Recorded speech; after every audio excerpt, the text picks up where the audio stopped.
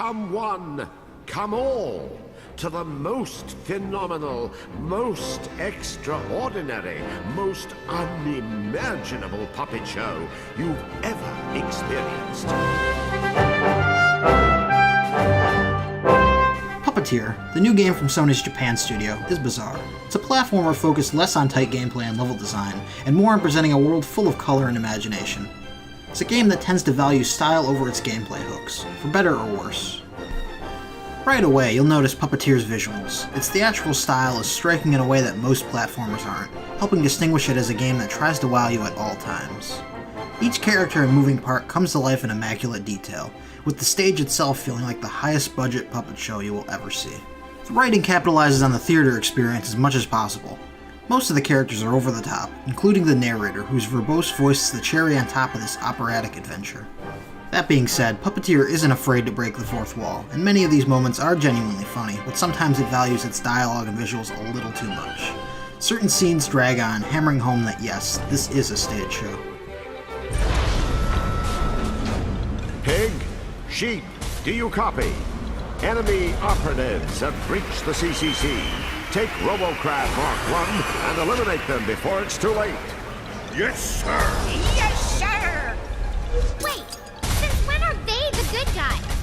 Sorry, I sort of nerd out around robots. Unfortunately, this disrupts the game's flow occasionally, just to showcase its distinct style. The narrator himself is an actual person as much as he is a guiding voice, and he isn't afraid to directly interact with you whenever possible. This leaves you with some corny moments that can feel out of place.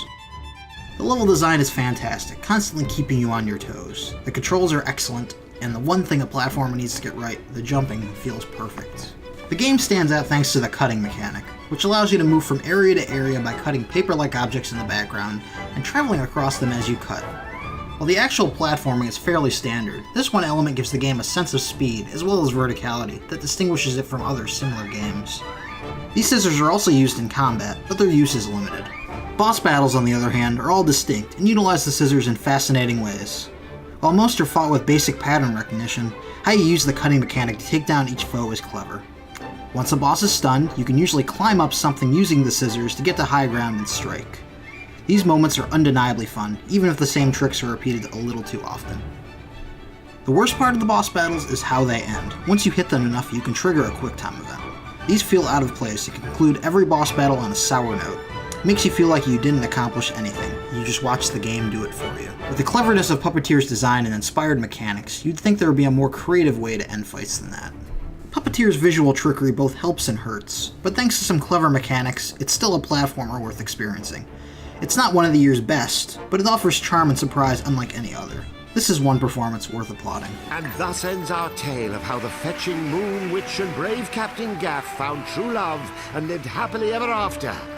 The end. How dare you write an ending without me?